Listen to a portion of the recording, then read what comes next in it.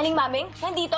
Ilabas niyo, ilabas niyo. Nasaan yung babae niyan? Ilabas niyo, kasi may atraso pa yan sa akin. Hoy! Pilit-pilit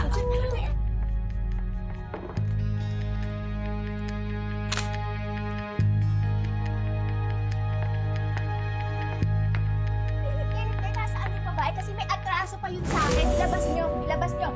Ay! Yun yung lokong lalaki ng bastos sa akin. Ang ibig sabihin, sa bahay nila ako nahulog? Sa dinami-dami ba naman ang bahay ng babagsakan ko? Bakit sa bahay pa niya? Pero wala na akong magagawa. Nasa panganib ang buhay ko. Kailangan ko muna magtago dito.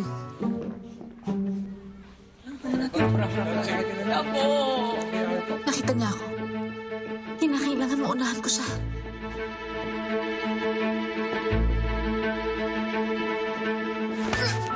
Sino ka? Ha? Ano ginagawa ko dito? Bakit ako nandito? Ay! Sino yan? Ay, yung matulog. Magpatulog kayo, ha? Si Gaboy, ano pinapasok eh. Ba't ba niya dito pinatuluyan? Papahamak na sa dalang. Paano tayo matadamay? Ay nako, basta pag may masamang nangyari talaga dyan kay Gabo, lagot sa akin yung babae niyan, hindi yan makakalabas ng buhay dito sa Ginton Lupa. Tekla, walang mangyaring masama kay Gabo. Saka, babae yan. Si Gabo na bahala dyan. Oo nga naman. Saka dyan naman si Mang Rudy tsaka si Aling Mami. Baka naman nag-uusap lang. Nangyari po. Pinahinay lang. Miss. Bumama yung baril mo. Baka pumutok yan. Ipapaliwanag namin sa'yo. Please, ipapaliwanag nga sa'yo. Mahinahon. Bibitawan natin ng baril para may kwento niya sa'yo.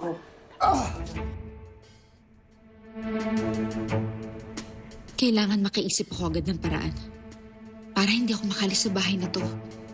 Dahil sa oras ngayon, dito lang talaga ako ligtas. Kailangan magpanggap na muna ako para hindi nila ako paalisin dito. Sino ko? Rudy, parang napagkukyataon mo niya nung nahulog siya. Usapan natin ni Mama niya. Pabawa mo na yung pag mo. Wala siya sarili niyang katinoan. Ano ginawa niyo sa akin? Bakit ako nandito? Kinakailangan magpanggap ako para hindi siya umalis dito. Kung hindi, malalagay sa panganib ang buhay niya. Ikaw sino ka ba?